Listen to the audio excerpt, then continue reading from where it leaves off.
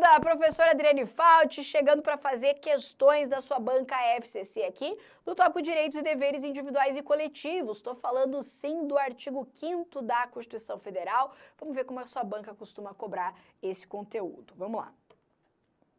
Os direitos e garantias individuais previstos na Constituição Federal se prestam à tutela dos bens e interesses dos destinatários das normas e, ao longo do tempo, vem se prestando também à limitação do poder dos governantes.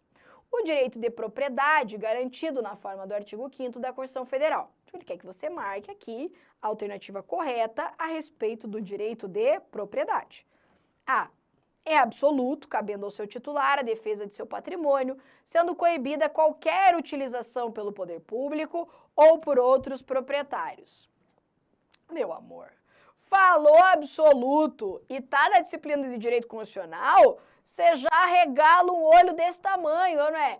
Absoluto? Direito fundamental absoluto? Não temos. O direito à propriedade é algo absoluto? Claro que não. Ah, professora, mas a propriedade é minha, eu faço o que eu quiser nela. Não faz. Não. Ou você pode lá, sei lá, ficar tocando bateria até as 3 horas da manhã lá, morando num prédio, né? Apartamento, 3º andar. Não pode, vai ter vizinho gritando, vai ter gente chamando, vão chamar a polícia, vai ter confusão. Por quê? Porque apesar da propriedade ser sua, não significa que você pode usufruir dela do jeito que você quiser. Lembra que a gente não mora mais lá na caverna sozinho com o nosso grupo, né? A gente mora em sociedade. E para morar em sociedade, a gente precisa respeitar aí o interesse da própria sociedade. Por isso que a Constituição vai dizer assim, que é garantida a propriedade, mas ela deve cumprir a sua função social. Ou seja, lembrar que existe aqui, ó, pessoas em volta, né, um coletivo aqui. Por isso que também não é interessante para o Estado que a pessoa tenha uma propriedade e não dê um destino adequado a essa propriedade. Isso é cumprir a função social. Então, quer ver? Eu sempre dou um exemplo bom. Terrenos baldios, né? Terreno baldio é bom para o Estado? Claro que não é bom para ninguém. Terreno baldio é o quê? Bom para dar mosquito da dengue, não é? Sempre vai acumular um potinho, uma aguinha, e daí a galera acha que terreno baldio significa lixeiro, não é? Aí joga lá no terreno, aí o mato cresce, aí dá bicho, dá não sei o quê, e ainda é o quê? A galera gosta de cometer uns crimes nesses lugares, não é? Já faz ali uma boquinha de fumo, os caras já estão fumando um cigarrinho do capeta lá escondido, Então, assim, terreno baldio é desgraça, fora que é o antro dos mijão, né? Vamos falar aí, os meninos. Os meninos não podem ver o terreno baldio que já dá vontade de fazer xixi, né? Nunca vi um negócio desse. Você está passando terreno baldio, tem um camarada lá fazendo um xixizão ali. Tem que acabar com isso aí, né? Veja que não é bom para a sociedade, não é bom para ninguém. Ah, mas o terreno é meu, eu não quero construir mesmo, azar. O Estado, inclusive, pode te impor determinadas obrigações para que você dê um destino adequado para aquela propriedade. Por isso, inclusive, se o matão estiver alto, a prefeitura pode ir lá e fazer o quê? Multar você, pode aplicar penalidades. Então, lembra que a propriedade é sua, mas não significa que você pode usufruir dela de forma absoluta, só do jeitão que você quer. Larga a mão de ser egoísta. Tem que cumprir o quê? A sua função social, né? Lembra do terreno baldio aí dos mijão lá? Não pode. B. Admite o estabelecimento de requisitos e condições para o seu exercício, como atendimento à função social da propriedade. É exatamente isso aqui. É exatamente o que eu falei. Embora não seja absoluto, admite a desapropriação para hipóteses de inquestionável interesse público ou utilização no caso de perigo iminente sem a correspondente indenização. Então, vamos por partes aqui, ó. Não vamos confundir desapropriação com requisição administrativa. Qual é a diferença? Requisição administrativa, que é quando a autoridade competente, na iminência de um perigo público, pega uma propriedade particular, eu estou falando do Estado pegando uma coisa sua emprestada. Então, você lá, futuro policial militar, né? Tá lá na rua, ali patrulhando, tá com o shape em dia, né? Acabou de entrar na polícia, ainda tá teteinha, coisa querida. Aí tá lá, de repente, o meliante pega a bolsa da senhora e, ó, perna. E sai correndo. Você olha aquilo e fala assim, o quê? Aqui é PM, rapaz. Aqui não vai deixar isso sair barato. É praticamente o Batman ali, né? Sai correndo. Mas, moço, essa piazada, essa molecada, não corre. Eles, geralmente o quê? Pesa 40 quilos molhado, não é? Levinhos, ó, correndo. Você vê que não dá conta. Você vê que não vai conseguir pegar ele. Nisso, tá passando uma pessoa ali com a bis. Lembra da bis? Tá passando uma pessoa com a bis. Aquela motinha?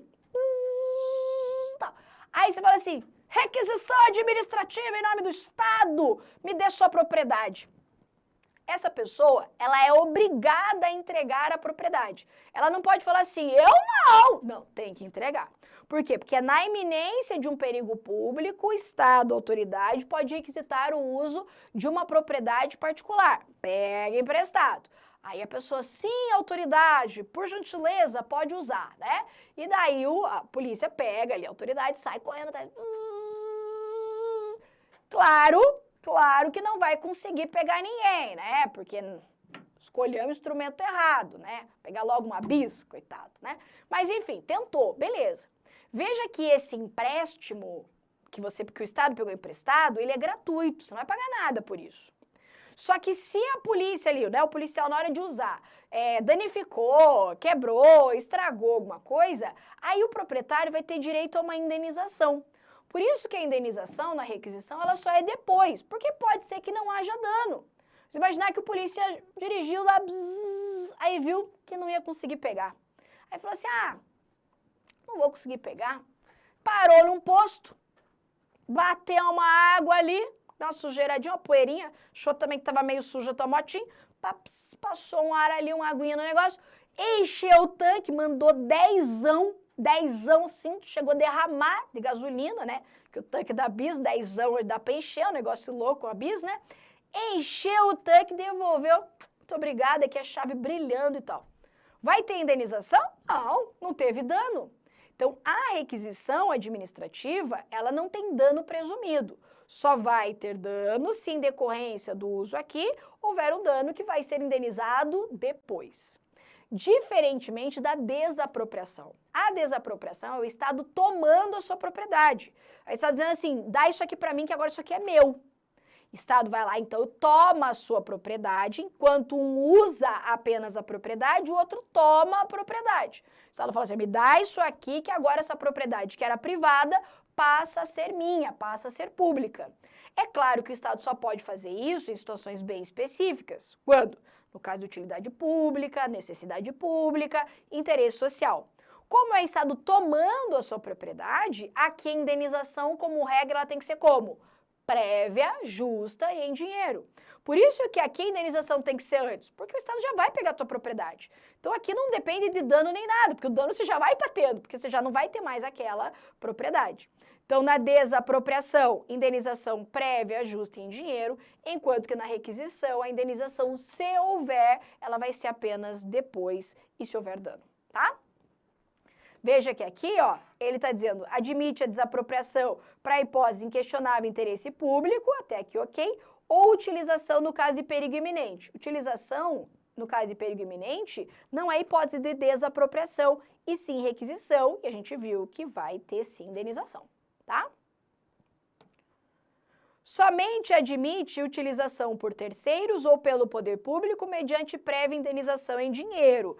Veja que falou em utilização, falando no usar a propriedade. Nesse caso, então, o poder público, ao usar a propriedade, ele não vai indenizar antes, ele vai indenizar depois. Ora, lembra? Pode ser que a vizinha volte lá, ó, limpinha, coisinha querida. Então, por isso que a indenização só depois, se tiver dano. É condicionado pelo atendimento da função social, cuja vocação cabe ao poder público indicar especificadamente aqui, em especial nos casos em que o imóvel esteja sem utilização. Qual que é o erro dessa letra E? Então, veja só. Ele é condicionado pelo atendimento da função social? Sim. Cuja vocação cabe ao poder público indicar especificamente? Aí aqui não. Por quê? Não cabe ao poder público dizer exatamente o que você pode ou não pode fazer na sua propriedade. Então, você quer construir uma casa, o poder público fala assim, não, eu acho que um shopping era muito melhor. Aí eu quero fazer uma casa terra. Não, sobrado, eu quero sobrado aqui. Não. Então, o poder público não vai indicar exatamente o que você pode ou não fazer. O que o poder público vai dizer é que tem que ser dada a função social e ele pode te dizer aquilo que não cumpre a função social. Então, terreno baldio, ó, isso aí não tá cumprindo a função social, entendeu? Mas ele te dizer especificamente o que você pode ou não fazer na sua propriedade, aí não tem o menor cabimento, né? Então, o erro é esse aqui, ó, só, tá? Por isso, o nosso gabarito fica mesmo a letra B. Maravilha? Muito bem. Trago aqui para você, que a tia tá muito boazinha, uma tabelinha com as diferenças entre requisição e desapropriação.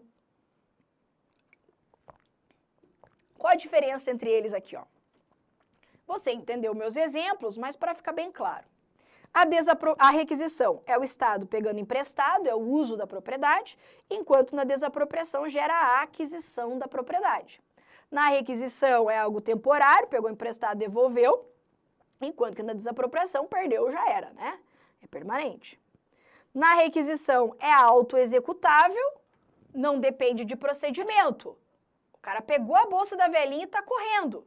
Vai, sei lá, fazer um processo administrativo para pegar a motinha emprestada? Não dá tempo, né? O perigo público está acontecendo, está ali na iminência. Por isso, é uma autoexecução administrativa. Supremacia do interesse público sobre o privado. Me empresta aqui que eu preciso usar. É assim que funciona. Já na desapropriação, tem procedimento, vai ter um processo administrativo, tudo certinho, para culminar daí com a perda da propriedade. Então, aqui, os dois são compulsórios. Ou seja, não tem essa assim, não quero. Não quero. Supremacia do interesse público sobre o privado.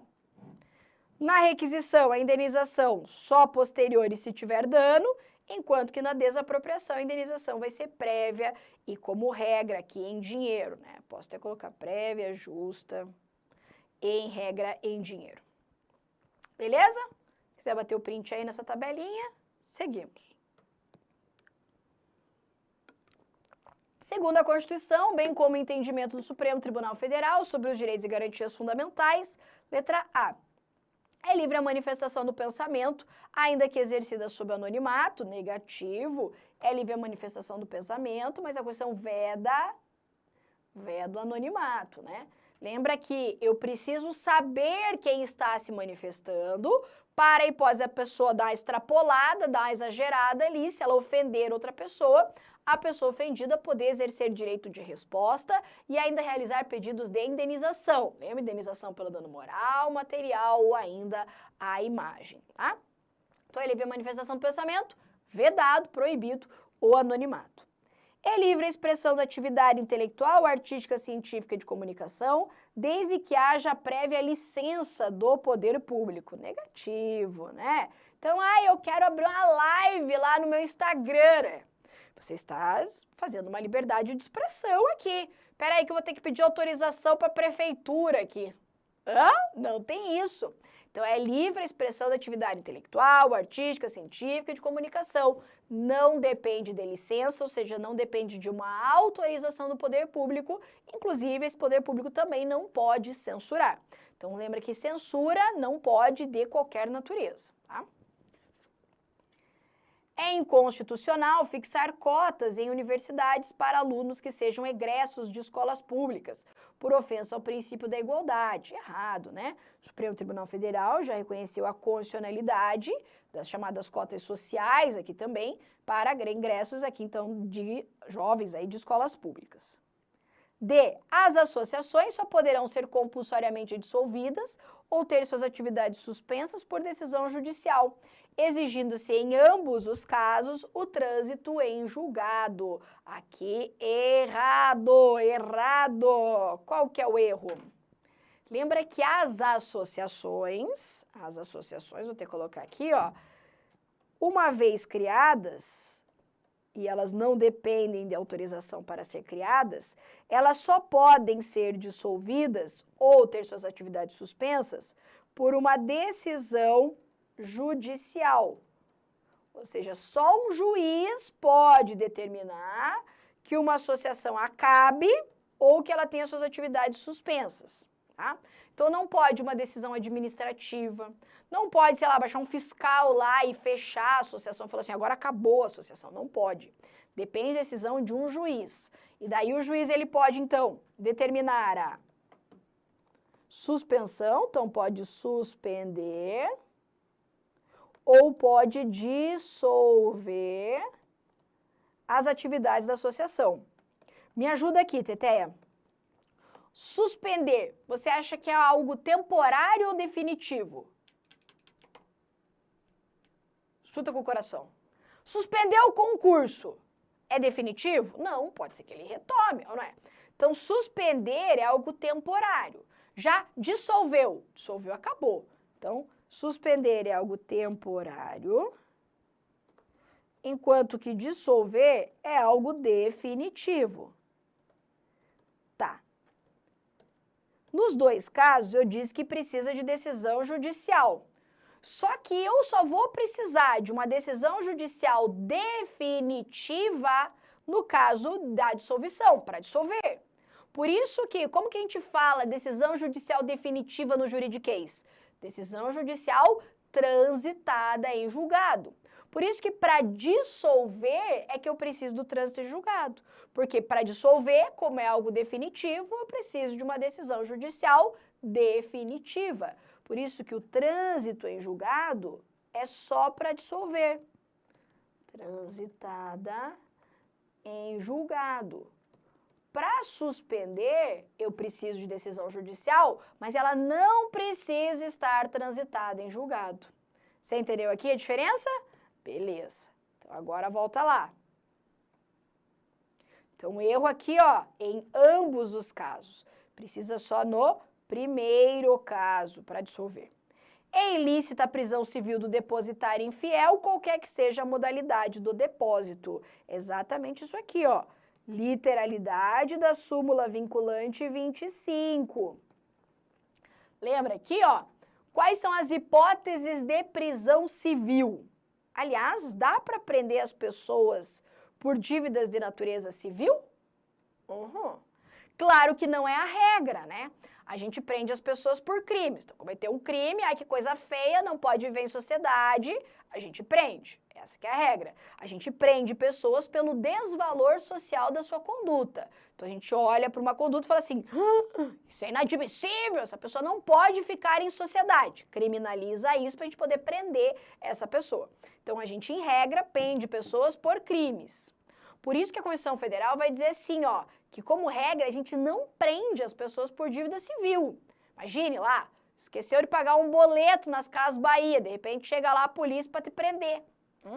Ia faltar presídio nesse país, não é? Não tem como. Então não se prende pessoas por dívidas de natureza civil. Mas a Constituição, no texto, lá em 88, apresentou duas exceções. Então, quando que seria possível a prisão civil? Uma que todo mundo conhece, que é a daquele devedor voluntário e inexcusável de alimentos. Alimentos. Todo mundo sabe que não pagou pensão, pode ir para cadeia, sabe ou não? Então, para ir para cadeia aqui, tem que ser aquele devedor voluntário e inexcusável de alimentos. E daí a Constituição falava também do depositário infiel. Então, o depositário infiel também poderia ser preso. O depositário infiel era aquele indivíduo que ficava na guarda de um bem e daí dava um sumiço nesse bem. Então, vou te dar um exemplo, né? Um exemplo que a tia, inclusive, chegou a trabalhar com isso aqui ainda, né? Apesar dessa juventude toda, né? Isso aí faz tempo. Então, imagine que você está devendo para o banco. E daí você não paga o banco. O banco não vai falar assim, tudo bem, meu amor, eu te perdoo, me dê aqui um abraço. Não, o banco vai te cobrar, é ou não é? Aí o banco entra com uma ação contra você. Então, banco, você. Tá. Aí o banco vai atrás de bens seus. Aí vamos imaginar que o que você tem lá de bens, por exemplo, vamos pôr ali uma máquina de costura. Inclusive, é uma máquina de costura que você faz as costuras para fora, o servicinho lá de conserto de roupa e tal. Tá. Aí, você fala assim, olha, banco, é a máquina que eu tenho aqui, né? Eu sei que eu tô te devendo e tal, mas eu uso isso aqui para trabalhar e tudo mais, tal. O banco fala assim, ó, no processo, beleza, você pode ficar com a máquina, vai usando ela aí, até eu levar a tua máquina a leilão. Ele vai pegar o que? Essa tua máquina vai pegar em garantia, o que a gente chama de penhora, ele vai penhorar essa tua máquina de costura, só que vai deixar com você. Então, vai falar assim, ó, o negócio é o seguinte, agora essa máquina sua, já que você não me pagou o que você me devia, ela vai ficar como garantia que você vai me pagar no processo. Só que até ir a leilão, não sei o quê, você vai usando. Só que o negócio é o seguinte, hein? A hora que eu vier pegar a máquina para levar para o leilão, você tem que me entregar. Então, nada de você estragar, vender, sei lá, desaparecer essa máquina. Assina um termo aqui dizendo que você vai ficar com ela na condição de depositário fiel. Ou seja, é você que vai ficar com a máquina e que você não vai se livrar dela, certo? Esse é o depositário fiel. Aí vamos imaginar que chegou o dia do leilão, o banco foi lá para pegar a máquina para poder vender no leilão. Chega lá, cadê a máquina? Já era. Nesse caso, a pessoa, então, é considerada como uma depositária infiel. Entendeu? Essa era uma das hipóteses que a pessoa podia ser presa. Só que nós tivemos a edição dessa súmula vinculante 25, depois do Pacto de São José da Costa Rica, aquela história toda, que o STF falou assim, ó, é ilícita a prisão do depositário infiel. Por isso que hoje a gente só prende por dívida civil o devedor de alimentos e não mais o depositário infiel. Só, na verdade, existia essa previsão na Constituição por força de lobby dos bancos na época, porque quem usava isso aqui mesmo, a maioria era banco, né? Mas, e aqui acho que até uma coisa boa, né? Não se pode mais, então, prender o depositário infiel, tá? Vai ter que achar outra coisa para penhorar, isso que vai acontecer. Gabarito, letra E. Segue ali. Cristina requereu a um determinado órgão público informações de interesse coletivo. Cristina, letra A, tem direito a receber essa informação, independentemente de ser ela considerada sigilosa, por ser imprescindível à segurança do Estado, já que se trata de interesse da coletividade. Nada disso. Como que se trata aqui na Constituição o direito à informação? Lembra? Se tem um direito que a FCC gosta, é direito à informação. E, na verdade, ele é bem importantão mesmo, né? Então, vamos lembrar aqui, ó. O direito à informação, ele se manifesta, num primeiro momento aqui, ó, como um direito de acesso a todos à informação. Então, é garantido a todos o direito à informação. E a Constituição fala ainda assim, ó, resguardado o sigilo da fonte, quando necessário ao exercício profissional. Então, assegurado a todos o direito à informação. Aqui eu estou falando do direito de você informar. Peraí que não vai caber isso aqui. O direito de você informar. O direito de você se informar. E o direito de você ser informado. Então, de você informar, de você dar a informação, se informar, de você buscar a informação, e ser informado, de você receber a informação. Então, todo mundo tem esse direito. Todos têm esse direito. Só que esse direito, ele garante aqui, inclusive, o sigilo da fonte. Lembra que sigilo da fonte não tem nada a ver com anonimato, né? Lembra que a Constituição veda o anonimato, mas ela resguarda o sigilo da fonte. Sigilo da fonte é o sigilo do X9, né? Então, por exemplo, se um jornalista recebe uma determinada informação, uma notícia de uma determinada fonte, dizendo, tá rolando isso, aquilo, naquele lugar e tal, o jornalista pode dar essa informação sem revelar quem contou isso para ele. É o sigilo do X9 mesmo. Mas por que a gente mantém sigilo X9, professora? Ué, porque se a gente contar quem entregou a história toda, você acha que vai acontecer o que com essa pessoa? Morreu, né? Perdeu o emprego, sei lá, Deus, o que vai acontecer com essa pessoa. Então, por isso que o jornalista pode dar informação e manter o sigilo da sua fonte. Claro, desde que isso seja necessário ao seu exercício profissional, ok? Então, esse sigilo da fonte, ele resguarda aqui a própria liberdade de imprensa e o direito da gente poder ter acesso a essas informações. Se não tiver isso aqui, Teté, ninguém conta mais nada. Essa que é a verdade. Ainda em relação ao direito à informação, eu tenho, por outro lado, um direito também de todos, então, todos aqui também têm o direito de receber informações dos poderes públicos. De receber informações. Esse direito aqui, ó, ele se manifesta como um dever para o Estado. Então, eu e você, e a Cristina, inclusive, na questão, ela quer o quê? Ela quer receber informações, ela quer chegar perante o órgão público e receber informações. Que tipo de informação ela tem direito de receber? Ela tem direito de receber informações que podem ser particulares, informações dela, informações de interesse coletivo ou geral. Quem tem o dever de dar essas informações? Os órgãos públicos. Os órgãos públicos. Quando eu estou falando aqui em órgãos públicos, eu estou falando todo mundo, hein?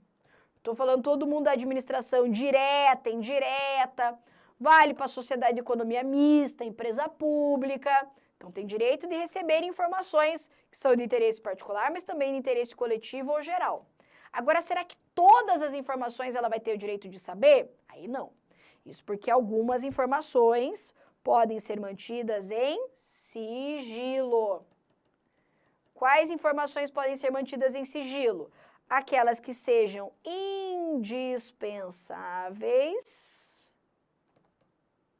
à segurança do Estado e da sociedade. Ou ainda, aquelas necessárias à proteção da privacidade, da intimidade das pessoas.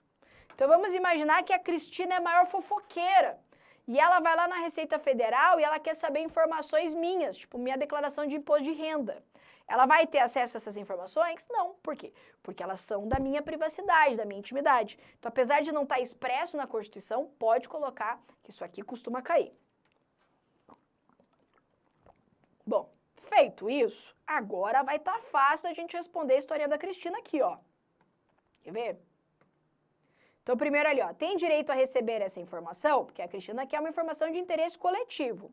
Ela tem esse direito? Tem sim. Independentemente de ser ela considerada sigilosa por ser imprescindível à segurança do Estado, aí não. Porque se ela for sigilosa dessa forma, ela não vai ter o direito de receber. Não tem direito a receber essa informação. Já quero parar por aqui. Claro que ela tem. Ela só não vai ter se for indispensável à segurança total. Tá. C. Não tem direito a receber essa informação. Já vimos que tem. Não tem direito a receber essa informação. Contudo, caso o órgão público, por mera liberalidade, entender que a referida informação é relevante para a coletividade, independente dela ser considerada sigilosa, por ser imprescindível à segurança do Estado, poderá fornecê-la a qualquer tempo. Tipo assim, você não tem direito. Mas se a gente, assim, num momento muito bonzinho do Estado, quiser te dar essa informação, legal. Se a gente não quiser, não vai receber. Assim? Claro que não. Tem direito a receber essa informação, salvo se seu sigilo for imprescindível à segurança da sociedade e do Estado. É exatamente isso aqui. Sobre direitos e deveres individuais e coletivos, considere. 1. As entidades associativas têm legitimidade para representar seus filiados, judicial ou extrajudicialmente, independentemente de autorização expressa. Negativo. Lembra que as associações, para representar seus filiados, elas devem estar expressamente autorizadas. Lembra que não precisa de autorização para criar a associação. Mas uma vez criada, lá, a Associação para a Defesa dos Cachorros do Pelo Curto, lembra? Uma vez criada a associação, para ela falar em nome dos seus associados para representá-los, ela precisa de autorização expressa. Estou errada aqui. No caso de iminente perigo público, a autoridade competente poderá usar de propriedade particular, assegurada ao proprietário indenização ulterior, mesmo que não haja dano, uma vez que este é presumido. Lembra que não há dano presumido na requisição. A prática de racismo constitui crime inafiançável e imprescritível, sujeito a pena de reclusão nos termos da lei. Aqui você já conhece a tabela da alegria, eu tenho certeza. Lembra que crime inafiançável e imprescritível é ração, racismo e ação de grupos armados. E lembra que o racismo está sujeito a pena de reclusão. Então, por isso, a 3, certa. Está correto? Ué, cadê a 4? Oh, não tem 4. Deveria ter uma 4 aqui, ó. Deve estar aqui embaixo, ó. E não apareceu ali e os meninos não viram. Tá. Então, a 4, vamos ver o que a gente consegue extrair aqui, ó. Então, a gente sabe que a 1 e a 2 estão erradas, né? Então, essa aqui a gente risca, a gente risca, a gente risca e a gente risca. Então, olha só. A 3 e a 4 estariam corretas, sabe lá Deus o que diria a 4, mas dá para a gente responder. Gabarito, letra B. Só para eu poder revisar com você isso aqui, ó, tabelinha da alegria, hein? Tabelinha da alegria para a gente não errar mais crime inafiançável, imprescritível, insuscetível de graça ou anistia. Vou falar também a respeito da injúria racial. Então, olha só. Para você gravar e não errar nunca mais. Você vai fazer as 3 colunas, isso porque o que a banca vai fazer é misturar esses crimes, né? Vai pegar um crime que é insuscetível de graça ou anistia, vai falar que é imprescritível e por aí vai. E você vai fazer assim, ó, na coluna do meio, ou seja, na coluna dos inafiançáveis, você vai colocar todos os crimes. Me ajude. Eu tenho o crime de racismo, eu tenho a ação de grupos armados, civis e militares contra a ordem constitucional e Estado democrático. Eu tenho o tráfico, eu tenho a tortura, eu tenho o terrorismo e eu tenho os crimes hediondos. Hediondos. Todos eles são inafiançáveis. Aí lembra que inafiançável, imprescritível, ração. O que é ração? Aqui o crime de racismo e ação de grupos, ou seja, esses 2 primeiros. O que sobra é insuscetível de graça ou anistia. Você vai gravar assim, ó, que é insuscetível de graça ou anistia, 3TH, ou 3TH não tem graça. Também é bom assim. 3TH não tem graça. 3TH, ó, 3 T's. Você que não pegou a referência. T do tráfico, T da tortura, T do terrorismo e o H dos crimes hediondos. A grande sensação da tabelinha, além de você memorizar, é que você consegue ver que um crime não está nas 3 colunas ao mesmo tempo. Então, não existe crime inafiançável, imprescritível e insuscetível de graça ou anistia. Não existe crime imprescritível e insuscetível de graça ou anistia. Todos são inafiançáveis. Dos inafiançáveis, eu posso ter inafiançável e imprescritível, ração. Dos inafiançáveis, eu posso ter inafiançáveis e insuscetíveis de graça ou anistia. Ok aqui? Muito bem. Em relação ao racismo, a gente viu ali na questão, que ela me fala ainda, que ele é sujeito a pena de reclusão, né? Às vezes na prova vem assim, ó, sujeito à pena de detenção. Daí você já sabe, aqui ó, você vai gravar assim, ó, R de racismo, R de reclusão. Então, bateu a dúvida aí, ó, R de racismo, R de reclusão. Aí, em relação às jurisprudências do Supremo Tribunal Federal a respeito do crime de racismo. Vamos destacar aqui um pouquinho, ó. O crime de racismo,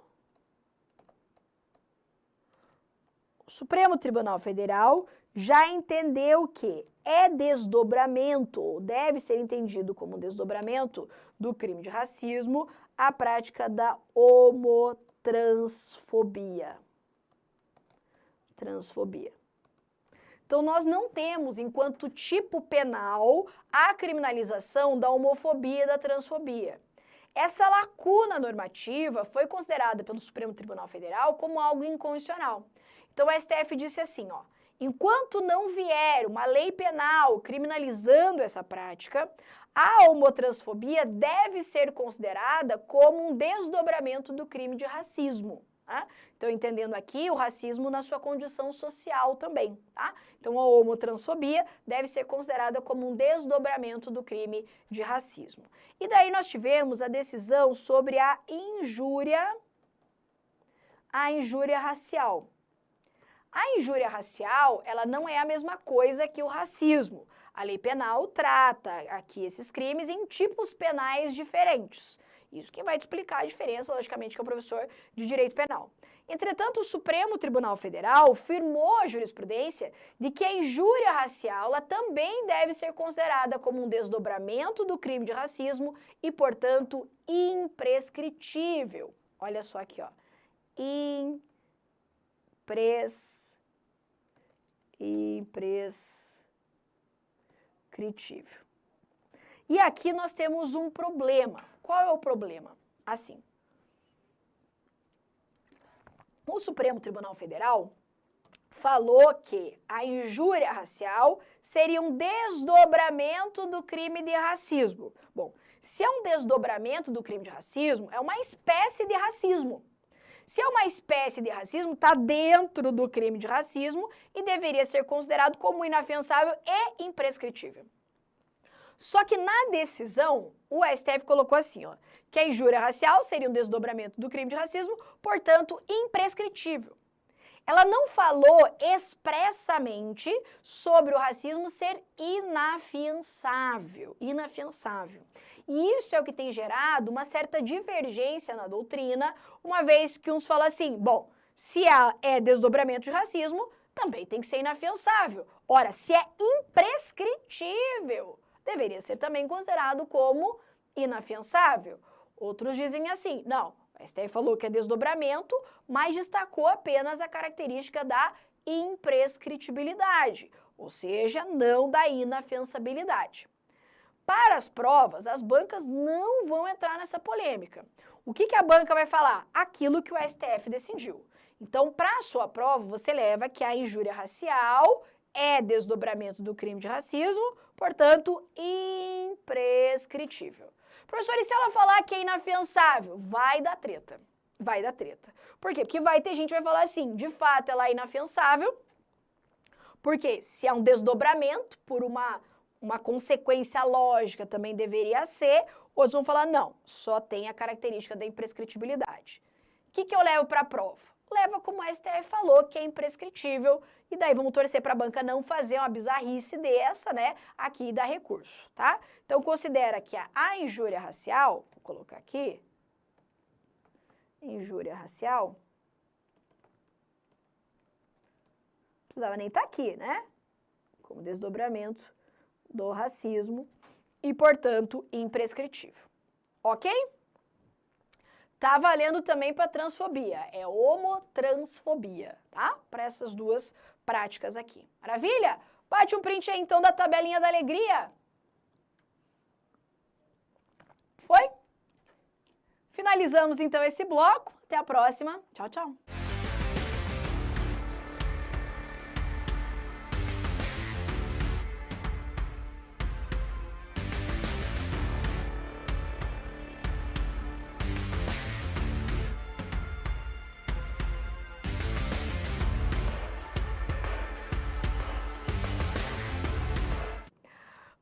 coisa querida, professora Adriane Faldi, seguindo com mais questões aqui a respeito do artigo 5º da Constituição. Vem comigo para a tela, vamos lá.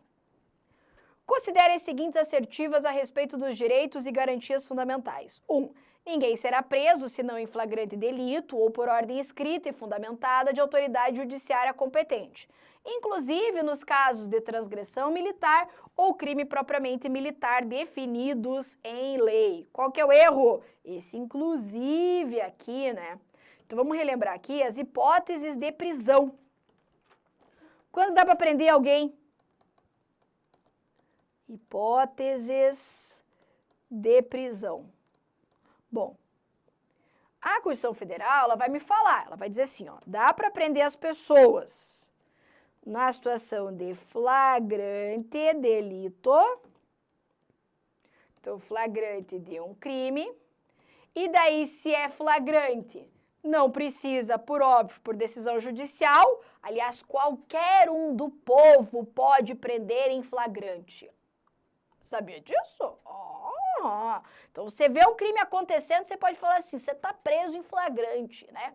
Não vai fazer isso se o cara tá armado, essas coisas, né? For violento aí, chama a polícia. Mas, em tese, pode. Então, em flagrante delito, qualquer pessoa pode dar voz de prisão e prender em flagrante. Logo, em flagrante, não precisa de ordem judicial. Segunda possibilidade de prisão seria por decisão judicial. Mandado de prisão aqui, ó. Lembra que essa decisão judicial, ela tem que ser escrita e fundamentada, além de proferida por um juiz competente. Só que daí a Constituição fala assim, ó, salvo nas hipóteses de crime militar ou propriamente militar definidos em lei. Então, qual que é a regra? Para gente que não é militar, prende quando? Flagrante ou se um juiz mandar, só. Sou militar, policial militar, forças armadas, essa galera aí. Nesse caso, há a possibilidade de prisões administrativas por crimes militares ou propriamente militares. Isso porque lá no mundo dos militares, né, é cheio das regrinhas, das coisas aradas. Então, por exemplo, você que serviu aí, né, eu não sei nem se existe essa regra, mas eu sempre dou esse exemplo. Então, imagine que você, e meu marido é oficial do exército, aí ele pode me ajudar para ver se é verdade essa história, né, se ele estiver acompanhando aí. Então, por exemplo, chega lá o piazão, ou o meninão lá, com o coturno sujo. Chegou meio atrasado, ainda de coturno sujo. O superior já olha aquilo, já fica no veneno e fala assim, ó, já pro xilindró lá, fica preso, prisão administrativa tal. Nesse caso aqui, há essa possibilidade, né? Por quê? Porque nas relações militares, há essa questão de hierarquia e disciplina, portanto, há possibilidade de prisões de natureza disciplinar.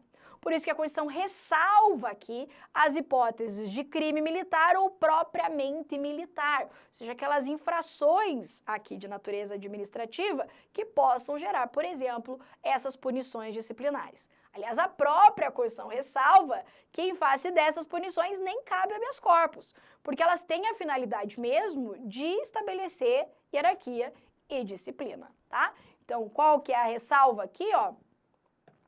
Nos casos de crimes militares ou propriamente militares. Nesse caso aqui, ó, também não depende de decisão judicial, tá? Então, ó, vamos colocar aqui quando que não precisa de ordem judicial. Não depende de ordem judicial. E aqui também não depende de ordem judicial. Aliás, quero aprofundar um pouquinho agora aqui na jurisprudência do Supremo Tribunal Federal. Nós tivemos a aprovação de uma lei geral dizendo que seria proibida a prisão administrativa para membros da Polícia Militar e do Corpo de Bombeiros Militar. Aliás, se você assistiu a aula um pouquinho mais antiga, você deve ter visto eu falar sobre isso.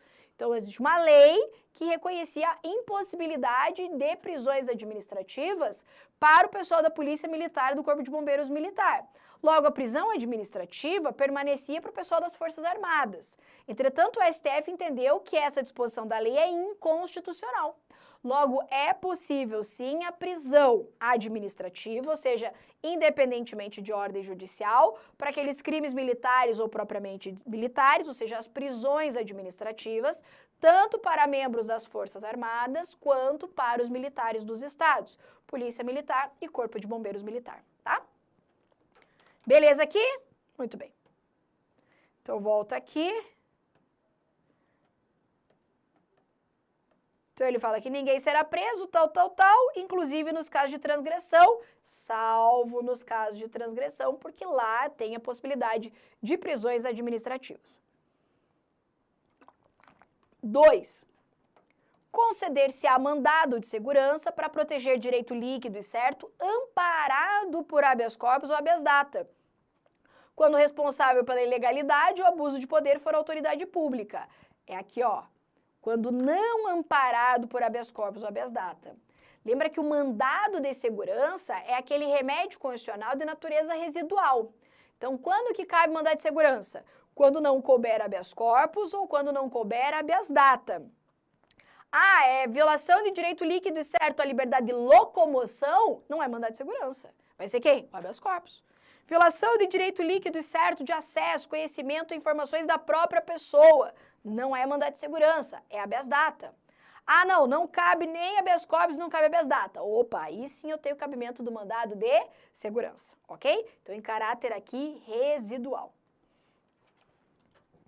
Errada 2. 3. O preso será informado de seus direitos, entre os quais de permanecer calado, sendo-lhe assegurada assistência da família e de advogado. Aí aqui, com certeza, né? Lembra que é o direito à não autoincriminação. Então, o direito à não autoincriminação é o seu direito de não produzir prova contra você mesmo, né? Dentre as formas de você não produzir prova contra você mesmo é você ficando quietinho, né? É o que eu falo, tem gente que em silêncio é um poeta. Tem pessoas que vão tentar se defender e acabam se ferrando. O cara lá fez um negócio errado, os meninos é um clássico, né? O marido aprontou. Aí você vem e pergunta, faz uma pergunta, né? Tipo, o que aconteceu lá, né? Às vezes você nem sabe, só joga um verdinho. O cara, não, eu não quis fazer isso, e nananana. E aí você já, nem sabia das coisas, mas já ficou sabendo que o cara se entregou, né? Então, para a Constituição, todo mundo tem o direito de não produzir prova contra si mesmo, né? Ou seja, o direito de ficar em silêncio. Lembrando que esse direito vale só para crime lá, hein? Se a mulher perguntar o que aconteceu, tem que contar, tem que falar. Não tem, você pode permanecer em silêncio. Agora, se ela vai gostar, aí já é outra história. Então, chegou lá, caiu a casa. Pode ficar quieto. Falou, vou exercer meu direito constitucional de permanecer em silêncio, vou aguardar aí o meu advogado chegar. Então, é assegurada a assistência da família, se a família quiser acompanhar lá, e de advogado, né?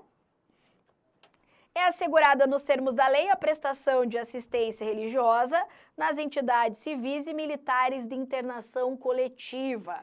Aqui também está certinho, é literal. Lembra que essa assistência religiosa nessas entidades é o direito, então, por exemplo, de um preso, né, de uma pessoa que está lá num quartel, ter a assistência religiosa. Ser, por exemplo, tá lá preso e o cara quer se confessar, por exemplo. E tem um padre que vai lá e faz esse trabalho. O Estado não pode proibir que isso aconteça, né? Porque ele tem direito a essa assistência religiosa. Ok? Muito bem. Então, 13 e 4, certas, né? Então, gabarito, letra E. Tá fácil demais. Olha só, tabelinha aqui, porque eu sei que você gosta, tabelinha de remédios convencionais para ajudar aí você na fixação, né? Dessa tabela aqui, eu só quero destacar alguns pontos. Por exemplo, qual dessas ações dos remédios constitucionais eu tenho como gratuitos? Porque isso aqui você vê no curso e tudo mais, é só mais uma revisão mesmo. Então, quais remédios constitucionais são gratuitos? Eu tenho o habeas corpus, o habeas data, e é gratuito para todo mundo, hein? E a ação popular, mas desde que o autor esteja de boa fé. Então, a ação popular para o autor, para quem faz, lá para o cidadão, ela é gratuita, ele não vai pagar nada por isso, não vai pagar custas, despesas, nem nada. Agora, se esse autor, esse cidadão, tiver feito essa ação popular na malandragem, na safadeza, na pilantragem, aí ele vai poder ser condenado a pagar aqui despesas e ônus de sucumbência. Então, o que é gratuito? Aqui é para todo mundo, não é só para pobre, hein? Não, não é para todo mundo. Habeas corpus, habeas data e ação popular para o autor de boa-fé. Agora, mandado de segurança e mandado de injunção não são gratuitos não, hein? Ó, beleza. Qual dessas ações não precisa de advogado? Só o habeas corpus. Todas as demais precisa sim. Então, o habeas corpus não precisa de advogado. Agora, habeas data, mandado de segurança, todos os demais precisam, ok? Fica aqui só, então, a minha dica desses dois pontos. Segue. O empresário renomado foi acusado de ter praticado crime de corrupção. Deixa eu só falar um negócio aqui, que é bem importante. As bancas, elas seguem tendências. Você sabia disso? Tem tendência da moda, tem tendência em tudo quanto é lugar. E tem tendência de questão. Então, você tem banca que às vezes tem um padrão e ela olha para uma outra banca e fala assim, gostei desse seu jeito. Gostei, vou copiar. Às vezes não na cara larga, mas copia alguma coisa. A FCC, durante muito tempo, ela ficou conhecida como Fundação Copia e Cola. A gente chamava de Fundação Copia e Cola, porque ela só recortava e colava, e era assim as suas questões. Ela não gostou desse apelido, e ela ficou bem revoltada. E lá em meados de 2017, 2018, ela começa a mudar o jeito de cobrar as questões de prova. E ela começa a trazer umas questões um pouco mais doutrinárias, um pouco mais jurisprudenciais, e agora ela está copiando sua principal rival, que é a FGV. Ela está trazendo questãozinha contando causos, contando historinhas aqui, bem parecida com a prima dela aqui, a FGV. Então, você vai ver cada vez mais questões da FCC com essas historinhas. Veja que por mais da questão ali que a gente fez da Cristina lá, antes a FCC ia cobrar assim, é assegurado o direito à informação, letra A, B, assim. Agora ela fala, Cristina quis ter acesso à informação, entendeu? Aí ela já vem contando uma outra historinha. Então, assim, o grau de dificuldade é o mesmo. O que muda é a forma de abordar o conteúdo. Por isso que não tem mais como você aprender direito constitucional só decorando. Você precisa entender os conceitos. Por isso que exemplo em aula é bem importante. Pode acontecer assim, assim, é o cachorro do pelo curto, é a motinho do policial. É assim que você vê como se aplica aquele direito na prática. É uma tendência cada vez maior, não só pela FCC, mas por todas as bancas, tá? É isso que a gente vai encontrar daqui pra frente. Professora, meu primo fez uma prova lá em 2006 e era copia e cola. Pois é, lá em 2006, né? Já era. O empresário renomado foi acusado de ter praticado crime de corrupção, ocasião em que passou a ser investigado por tal fato. Diante da repercussão do caso, o Congresso Nacional aprovou, já no curso da ação penal, uma alteração legislativa que dobrou a pena do crime, do qual o empresário era acusado, considerando como hediondo e inafiançável. Ao final, foi ele condenado à pena máxima prevista na nova legislação. Nessa hipótese, o empresário. Podia ter acontecido isso aqui? O cara comete um crime de corrupção. Linha do tempo. Aqui. Começa a ação penal. Depois que a ação já está rolando aqui, vem uma alteração de uma lei. Essa lei, ela piora aqui a situação desse investigado, porque ela dobra a pena do crime, considera ele ainda como hediondo, ou seja, passa a ser inafiançável, insuscetível de graça e anistia, toda aquela coisa que você já sabe. E daí, essa lei nova se aplica a esse fato do passado? Não. Lembra que as leis penais, como regra, elas são prospectivas. Elas se aplicam dali para frente. Elas não ficam voltando no tempo lá para atingir fatos do passado. A não ser em um único caso. Quando? quando ela for mais benéfica para o réu, para a pessoa que está sendo investigada aqui, ou ainda para a pessoa, inclusive, que já tiver sido condenada. Então, veja que a lei só volta no tempo, só vai atingir fatos do passado se ela for melhor para o réu investigado, não se ela for pior. Nesse caso, como ela é uma lei mais maléfica, uma lei pior, ela não retroage. Por isso, ele não poderia ter sido condenado com base na nova lei, e sim com base na lei vigente no momento do seu crime, ok? Vamos achar a alternativa. Nessa hipótese, o empresário não poderia ter recebido a pena aplicada, pois a Constituição assegura que nenhuma pena passará da pessoa do condenado, podendo a obrigação de reparar o dano e a decretação do perdimento de bens ser, nos termos da lei, estendidas aos seus sucessores e contra eles executadas até o limite do valor do patrimônio transferido. Como eu disse, uma coisa, outra coisa. Não tem nada a ver uma coisa com a outra. De fato, ele não poderia ter recebido a pena aplicada, mas não por causa disso aqui. Ele não poderia ter recebido a pena aplicada porque a lei penal não retroage, salvo para benefício do réu, e não por conta do princípio da intransferibilidade da pena, certo? B. Poderia ter recebido a pena aplicada. Já deu ruim aqui, né? Não poderia ter recebido a pena aplicada, pois a Constituição Federal assegura que a lei penal não retroagirá, salvo para beneficiar o réu. É isso aqui. Poderia ter recebido não poderia sequer ter sido condenado, em razão da Constituição, pelo amor de Deus. Então agora o cara não vai pagar nada, então, né? Não faz o menor sentido. Então, por isso, gabarito letra C, tá? Querida e facinha. Muito bem, fechei aqui, então, mais um bloco a respeito de questões do artigo 5º da Constituição. Espero que você tenha gostado. Até a próxima. Tchau, tchau.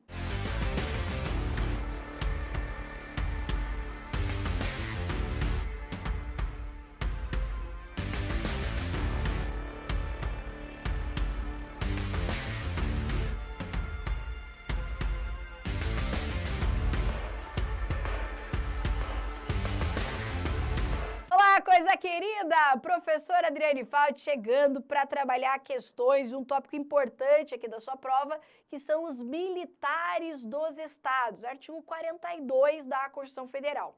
Aqui em relação à banca FCC, eu já te adianto que a gente quase não tem questão. Isso porque a banca FCC, ela não tem uma tradição assim de provas nas carreiras policiais. E as que ela já realizou em provas, por exemplo, de polícia militar, essas coisas, quase não tem questão a respeito desse tópico. Mas, com certeza, se você vai fazer a prova aí, pode aparecer uma sim. Então, a gente vai analisar aqui o que diz o artigo 42. E o artigo 42, como você sabe, ele é aquele artigo que você olha e fala assim, um artiguinho de nada, nossa, só isso aqui que eu tenho que saber? Meu Deus, moleza, já li aqui, ó, pronto, já posso fazer a prova. Você não sabe o que lhe aguarda, Teteia, porque a treta é maior. O artigo 42, ele não fala nada, mas ele fala tudo. Porque, como você sabe, ele fica se remetendo a outros artigos. Então, ele vai falar, se aplica-se o que está no artigo tal, se aplica o que está no artigo tal, tal, tal, tal. Então, quando a Constituição, ela se remete a esses outros artigos, e no seu edital menciona o artigo 42, pode cair. Ah, professora, mas esses outros artigos não estão no meu edital. Pode cair assim mesmo, certo? Porque se está o 42 no seu edital e no artigo 42 ele faz remissão a outro artigo, esse outro artigo pode ser cobrado. Você entendeu? É assim que funciona. Depois não adianta alegar que extrapolou edital nem nada disso, porque é assim que as bancas pensam, é assim que elas consideram.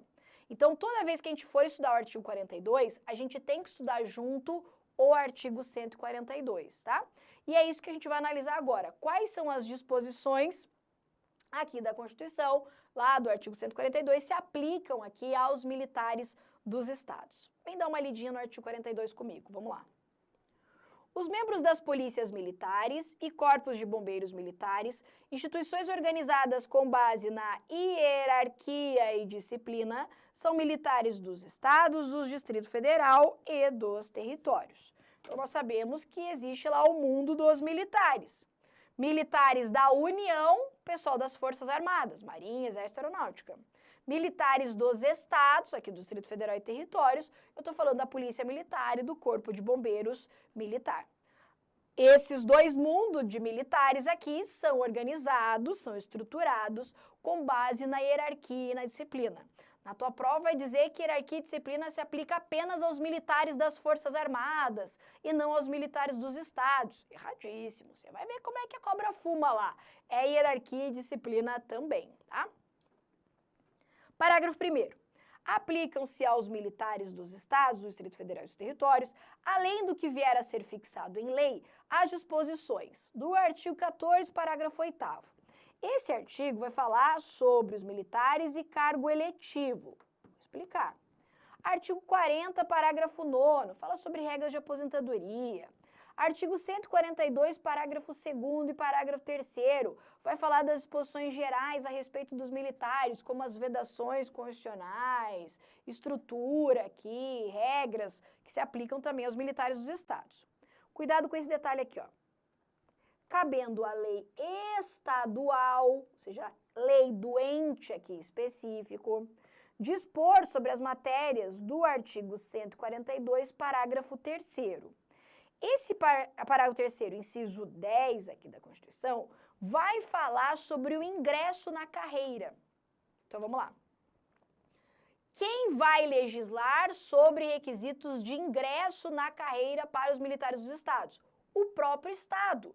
Então, vai ter uma lei estadual que vai dizer, ó, quais são os requisitos para entrar no cargo, se tem ou não limite de idade, lembra que é constitucional o estabelecimento de limite de idade para membros de carreiras militares. Então, é essa lei estadual que vai dispor a respeito desses requisitos, direitos, deveres, todas essas regras. Sendo as patentes dos oficiais conferidas pelos respectivos governadores. Então, enquanto as patentes dos oficiais das Forças Armadas é concedida pelo presidente da República, a patente para os oficiais dos estados são concedidas pelos governadores. Aos pensionistas dos militares dos estados, Distrito Federal e dos territórios, aplica-se o que for fixado em lei específica do respectivo ente estatal. Ou seja, ele vai dizer para você assim, ó, quem vai dispor sobre as pensões deles vai ser o próprio estado. Lei específica do ente estatal, ou seja, do próprio estado. Parágrafo 3º. Aplica-se aos militares dos estados, do Distrito Federal e dos territórios, o disposto no artigo 37, inciso 16, com prevalência da atividade militar. Esse artigo fala a respeito da possibilidade de cumulação de cargo. Então, ele vai me dizer quando que o policial militar pode, eventualmente, acumular um outro cargo público. Quais ele pode acumular? E agora, então, a gente vai destrinchar aqui esse artigo de uma forma um pouquinho mais específica. Vamos lá? Então, primeira regrinha aqui, hierarquia e disciplina, você já sabe que se aplica. As patentes, lembra que a patente é o título que carrega o oficial. Vamos lá para você ser Juninho, tá começando aí, ó. No mundo dos militares, eu tenho dois grupos. Eu tenho o oficial e o praça, inclusive com requisitos distintos para ocupar os cargos e tudo mais. Quem tem patente é o oficial, praça não tem patente, ok? Por isso que as patentes, que é o título que carrega o oficial, é concedida pelos governadores, tá? Pelo governador. Então, as patentes aqui, com as prerrogativas, direitos, tudo inerente a ela, quem concede isso é o governador e é assegurado, então, aos oficiais. Só quero aprofundar um pouquinho mais. Aqui eu estou falando para oficiais da ativa, oficial da reserva ou ainda para os reformados. Então, a patente aqui do oficial, ela pode ser utilizada por aquele militar que está na ativa, mas também por aquele que já está na reserva ou reformado. Quem está na reserva é quem está na inatividade, não está na ativa, não está atuando. Eu tenho reservas não remuneradas e reservas remuneradas. Isso aí é tema para o professor lá de penal militar, sei lá o quê, da legislação específica. Mas só para a gente entender. E o reformado é o aposentado. Imagina o aposentado, a gente chama aqui nos militares de reformados. E eles têm os seus regimes próprios aqui de aposentadoria. Então, quem pode carregar esse título, a patente? o oficial apenas, mas tanto o oficial da ativa ou da reserva quanto o reformado. Na prova vai dizer assim, ó, que as patentes, que é o título que carrega o oficial, são asseguradas na sua plenitude apenas para os oficiais da ativa. Ativa, reserva e reformados. Ok? Então, junto com o título, é privativo para esses oficiais aqui também, o posto, né, de militar aqui e o uso dos uniformes, inclusive. Tá? Regulamentação. A regulamentação, eu já disse para você, mas vou colocar aqui também, que estabelece regras de ingresso na carreira, tudo aquilo que a gente falou para você, é através de lei estadual. Inclusive, essa lei é uma lei de iniciativa do governador. Iniciativa do governador. Então, para dispor sobre limite de idade, ingresso na carreira, estabilidade, todas as condições aqui e tal, quem vai legislar sobre isso é o Estado, lei estadual, inclusive uma lei de iniciativa do governador. Agora, cuidado com isso aqui, ó. É competência privativa da União, ou seja, é lei federal, que deve dispor sobre normas gerais de organização, efetivo, material bélico, garantias, convocação, mobilização, inatividade e pensões das polícias militares e corpos de bombeiros militares. Aqui eu estou falando de norma geral, ou seja, a norma que vai valer para todas as polícias militares e corpo de bombeiros militares do país. Isso não afasta a possibilidade do Estado legislar sobre a instituição da sua própria polícia militar. Então, quando a Constituição fala que é competência privativa da União, ou seja, é a União que vai legislar e só ela pode legislar, ela está dizendo que só a União vai legislar sobre normas gerais de uso das armas. Então, por exemplo, eu tenho uma lei federal que vai dizer assim, ó, todas as polícias militares vão estar organizadas para usar as armas assim. Vão ter essas seguintes garantias. Podem ser convocadas nessa e naquela situação. Entendeu? Ou seja, ela traz uma norma geral que vale para todas as polícias do Brasil. Inclusive, por exemplo, aquela lei lá, né, que proibia a prisão dos militares, dos policiais militares dos estados, que proibia a prisão administrativa, ela está nessa lei federal que valia como uma norma geral. O que o STF falou? Que seria inconstitucional essa disposição. Então, tem uma norma geral que valeria para todas as polícias. E isso quem define é a União. Agora, criação da polícia militar no Estado, estabelecimento de regras de ingresso na carreira, limite de idade, direitos, deveres, tal, isso quem faz é o Estado, através de lei estadual de iniciativa do governador. Então, por exemplo, você vai fazer uma prova aí da polícia militar, do corpo de bombeiros militar. O que você vai ter que buscar? Você vai ter que saber a lei que regulamenta a sua carreira. Até para saber se você tem idade ainda para fazer esse concurso, você pode, se preenche os requisitos ou não. Onde que vai estar isso? Na lei do próprio Estado. Eu vou encontrar em lei federal essas normas gerais. Ok aqui? Tá. Militar agora e cargo eletivo. Então veja que eu disse para você aqui, ó, que se aplica ao militar as regras do artigo 14, parágrafo 8º. Então vamos relembrar aqui como é que funciona. O militar, ele pode ocupar um cargo eletivo. Poxa, a gente vê isso muito. O cara é militar e vai concorrer a um cargo, sei lá, de presidente, vice, governador, deputado e tudo mais. Existem regras para o militar poder se candidatar. Quais são elas? Vamos lá. Então, militar, vou fazer um esqueminha bem bonito para você não errar isso aqui, hein? Isso aqui não cai, isso aqui sempre cai. Militar e cargo eletivo. A Constituição vai me dizer assim, ó, o militar alistável é elegível. O que ela está dizendo? Ela está dizendo assim, ó, o militar que não é conscrito, que não está realizando o serviço militar obrigatório, ele pode se eleger. É isso que ele está dizendo. Então, o militar alistável é elegível. Só que daí ela traz uma regra aqui, ó. Se esse militar tiver menos de 10 anos, eu tenho uma situação. E se o militar tiver mais de 10 anos, mais de 10 anos, eu tenho outra situação. Então, menos de 10 anos de serviço ou mais de 10 anos de serviço. Se o militar tiver menos de 10 anos de serviço e ele quiser concorrer a um cargo eletivo, ele quiser se candidatar, ele vai ter que se afastar da atividade. Afastar da atividade. Esse afastamento não é algo temporário. O cara que tem lá 5 anos de polícia militar, quero sair candidato a deputado, vai ter que deixar de ser policial militar. Você está entendendo? Esse afastar da atividade aqui para a Constituição é um afastamento definitivo.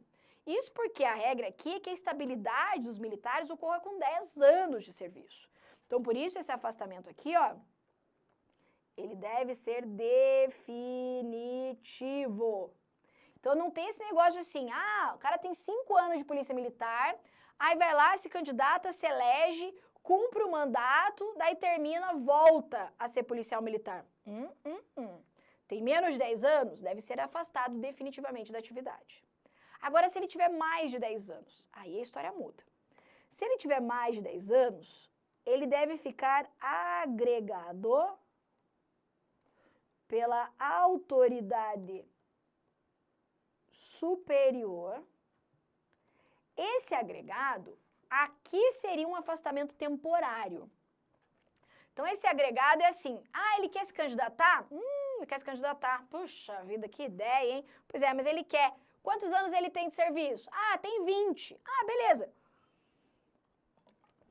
Então, afasta ele temporariamente, a gente não usa a palavra afasta, fica o quê? Agregado pela autoridade superior, é assim que tem que estar na prova. Ele vai ficar agregado pela autoridade superior, vai disputar a eleição. Aí pode acontecer duas coisas. Pode acontecer dele se eleger, pode acontecer dele não se eleger. Se não se elegeu, pode voltar à atividade sem problema. Por quê? Porque tem mais de 10 anos. Agora, se ele se elege, o que acontece? Aí a Constituição diz assim, ó, e se eleito, no ato da diplomação,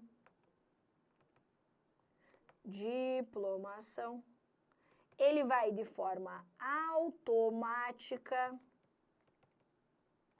para a inatividade. Vai para a reserva. Veja que ele vai para a reserva em qual momento?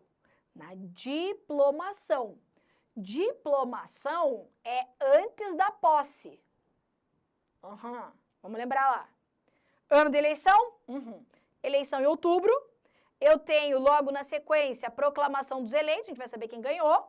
E daí, nesse mesmo ano, a gente já vai ter a diplomação dos eleitos. A diplomação é um momento solene em que a Justiça Eleitoral entrega um diploma para o candidato eleito, dizendo, parabéns, o povo votou em você e você se elegeu. É neste momento, no ato da diplomação, que esse militar vai para a inatividade. A posse só no ano seguinte, você está entendendo? Então, na tua prova, vai dizer que ele vai para a inatividade no registro da candidatura, na data da posse, no dia da eleição, ele vai para a inatividade no ato da diplomação. E ele vai de forma automática, ou seja, não depende de requerimento aqui. Então, você foi lá e diplomou. Você tem que ir lá e falar assim, olha, por gentileza, me manda para a inatividade, que agora eu já estou diplomado. Não, isso se dá de forma automática. Aliás, só por curiosidade, a própria Justiça Eleitoral comunica, então, à autoridade, dizendo, já diplomei o cara, entendeu? Para não ter que depender de nenhum procedimento, ou seja, acontecer de forma automática e cumprir a Constituição. Dá para aparecer na sua prova assim, ó. E se eleito, no ato da diplomação, de forma automática, ou vem assim, de forma de ofício ou ex ofício, vai para a inatividade. Tá tudo certo, é exatamente isso.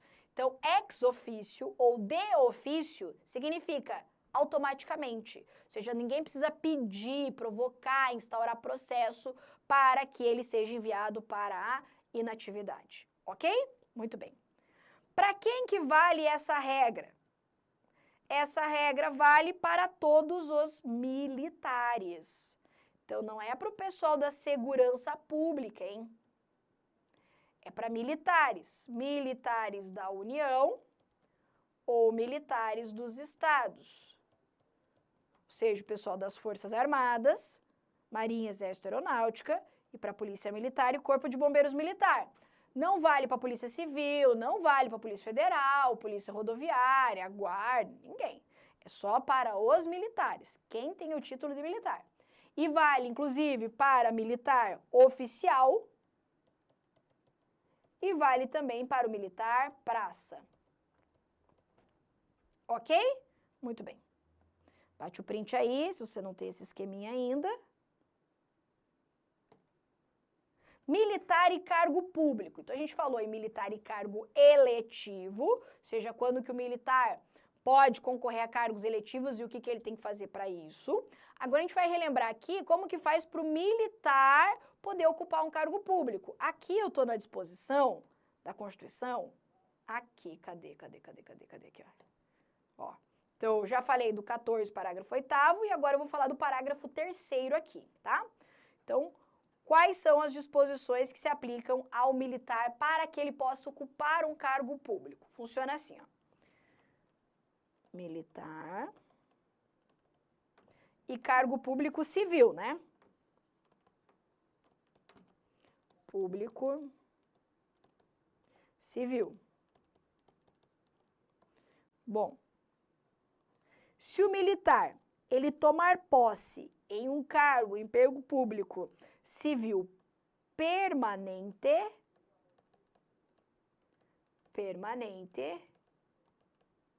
ele vai para a reserva. Ele vai para a reserva. Então, o cara é policial militar e toma posse no cargo de policial rodoviário federal. Ele tomou posse em outro cargo público de natureza civil. O que ele vai ter que fazer? Ele vai para a reserva, ok? Vai para a inatividade. Agora, se ele toma posse em cargo e emprego público aqui, ó, temporário, aí a Constituição fala assim, bom, como é temporário, vamos esperar, né? Vai que ele volta. Então, nesse caso, ele deve ficar agregado pela autoridade competente lá, e daí, após 2 anos desse agregamento dele aqui, contínuos ou não, é que ele pode ser encaminhado para a reserva. É aí que ele vai, então, para a reserva. Na prova, vai inverter. Ele vai dizer que se o militar toma posse em cargo público civil permanente, ele vai ficar agregado. Se é permanente, vai para a reserva. É permanente mesmo. Agora, se é temporário, espera um pouco. Vai que ele volta aí rapidão. Aí não, passou 2 anos, contínuos ou não. Tipo, ficou 1 ano fora, voltou, aí ficou mais 1 ano fora, passou 2 anos, aí vai para a reserva. Inclusive, durante esse período que ele está agregado aqui, ó, ele só pode ser promovido por antiguidade, hein? Claro, né? Tá nem trabalhando. Promoção só por antiguidade. Tá. Só que existe a possibilidade aqui no artigo 42 dos militares acumularem o seu cargo de militar com um cargo em emprego público civil. Olha que maravilha! Então, dá para você continuar no seu posto de militar e ocupar o cargo em emprego público de natureza civil. Mas, para isso, existem hipóteses específicas na Constituição. Olha lá. Quando que é possível a acumulação? Como exceção, né? Acumulação de cargos. Aqui, a gente tem que fazer uma diferença entre militar da União e militar do Estado.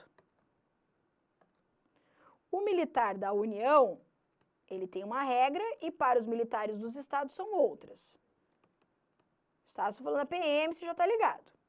Para os militares da União, Forças Armadas, eles só vão poder acumular o seu cargo de militar com o da área da saúde. Então, o cara é oficial do Exército. Ele vai poder continuar sendo militar lá do Exército e ocupar um cargo de, sei lá, enfermeiro, farmacêutico, ou seja, um cargo da área da saúde. Mas, claro, desde que haja o quê? Compatibilidade de horários e prevalência da atividade militar. Se não houver essa compatibilidade de horários, ele não vai poder acumular, ok? E o pessoal dos estados? Aqui vai poder acumular essa atividade com o cargo de professor, aqui são todos aqueles acumuláveis. O cargo de professor, com o técnico científico, ou ainda com da área da saúde. Tá? Nesses casos, então, o militar do Estado aqui tem essa vantagem de poder acumular mais do que o militar das Forças Armadas. Só que, claro, como eu disse, desde que haja compatibilidade de horários e ainda prevalência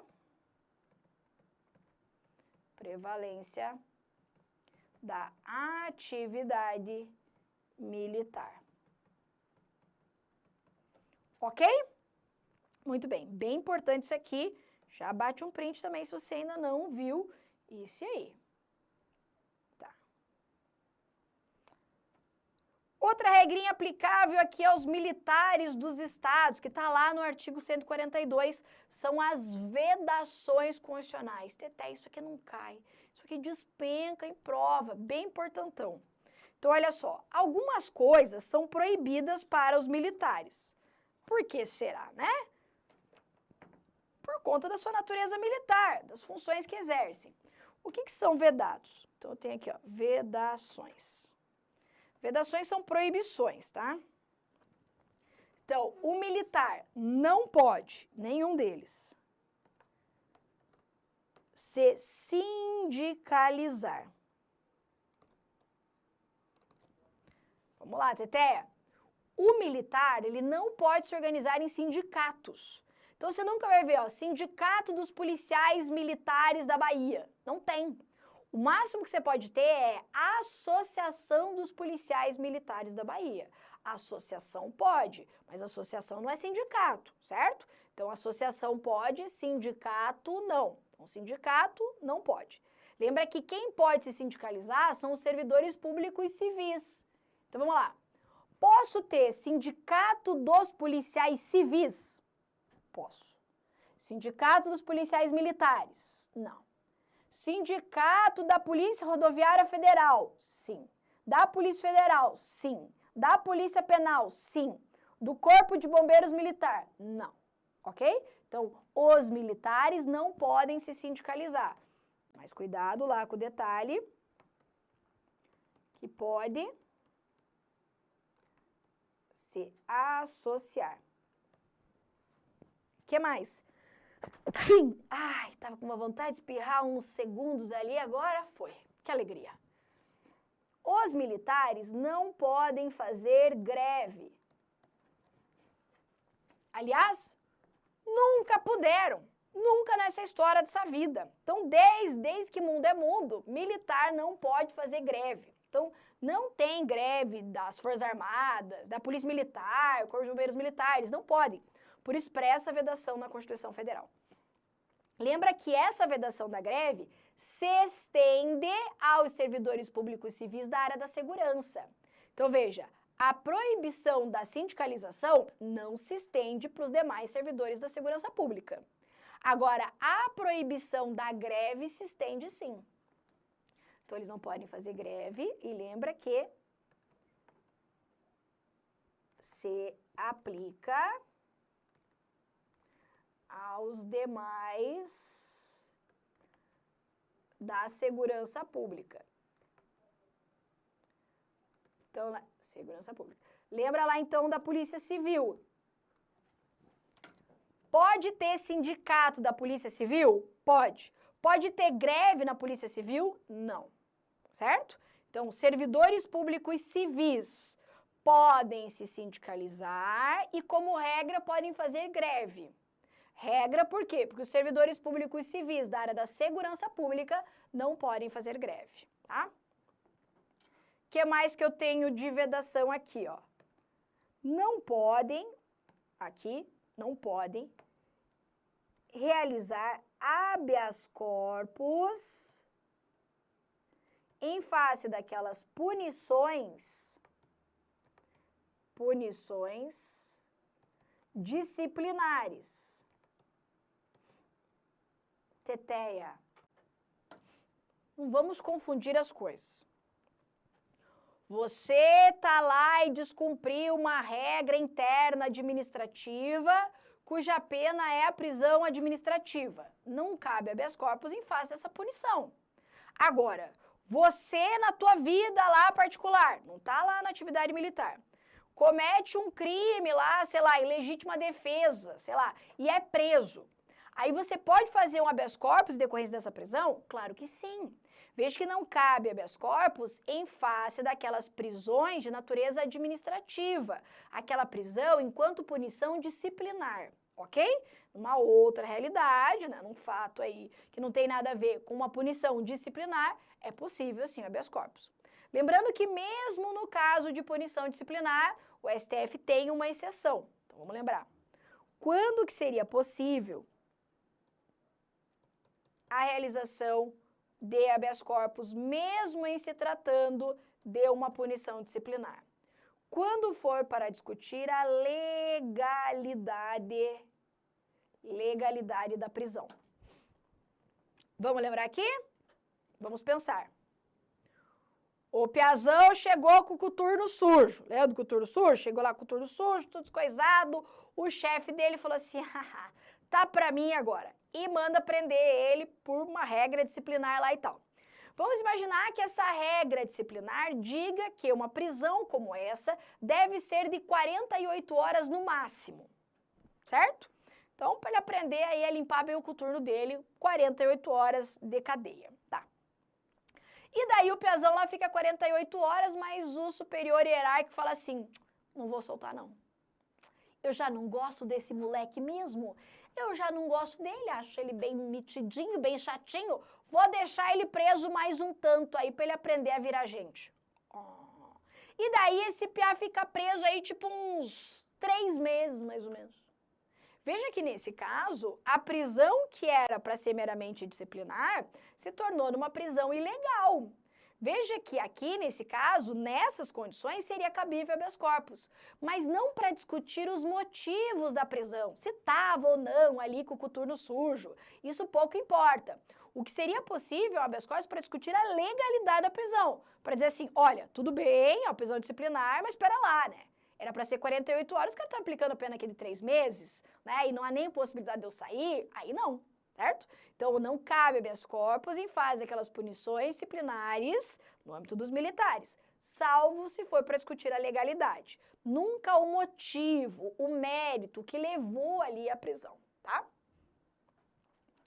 Também é vedada a filiação partidária. Cuidado com isso aqui, hein? A filiação partidária é vedada para os militares enquanto em serviço ativo. Serviço ativo. Logo, se o militar tiver na inatividade, ou seja, na reserva, reformado, pode se filiar a partido político. Então, o militar já está reformado, aposentadão lá. Aí ele pode se filiar sem problema nenhum. Agora, enquanto ele estiver na ativa, ele não pode estar filiado a partido político. Aí você vai falar assim, professor, agora buguei. Porque você já disse uma vez, ainda nessa aula, que o militar alistável, ele é elegível, ou seja, o militar que não é conscrito pode se candidatar. Só que como então que o militar vai se candidatar sem estar filiado a um partido político? Porque a filiação partidária é um requisito para poder se eleger. Então, você está me dizendo que o militar pode se candidatar, ativo, o militar que está na ativa pode se candidatar, mas está me dizendo que o militar não pode fazer filiação. E a filiação é um requisito. E daí, como é que faz isso aí? Pois é, o requisito da filiação partidária para o militar enquanto em serviço ativo é dispensável. Então, o que vai acontecer? Imagine que você é policial militar e está na condição de policial militar há 15 anos. E você quer se candidatar. Zero problema. Aí você vai procurar um partido político e vai falar, ó, tem intenção de me candidatar. Aí você vai dizer, só que eu sou militar, então eu não posso estar filiado. O partido político registra a sua candidatura. Esse registro do partido supre o requisito da filiação partidária. Então, você vai lançar a sua candidatura através de um partido mesmo sem filiação. Logo, a filiação partidária, ela não é um requisito obrigatório para os militares para poderem se candidatar se estiverem na ativa. Se estiver na inatividade, vai ter que estar filiado. Mas veja que o militar, ele também não vai se candidatar de forma avulsa. Tipo, vote em mim, candidato sem partido. Não. Ele vai estar registrado por um partido, mesmo sem estar filiado. Aí, quando ele se eleger, no ato da diplomação, e ele for, então, para a inatividade, aí ele pode fazer a filiação partidária, ok? Então, veja que a vedação à realização da filiação partidária é só enquanto o militar estiver em serviço ativo, ok? Aqui, essa vedação é super, super importante para a sua prova. Vale a pena bater o print aí, hein? Ok? Vamos fazer, então, uma questãozinha. O menino tinha conferido aqui, tinha ficado certinho os slides, ó, ficou um para trás. Marta e Gabriela são policiais militares no estado da Bahia. Olha só. Questãozinha assim, ó, a luva na prova. Preenchendo todos os requisitos legais, alistáveis.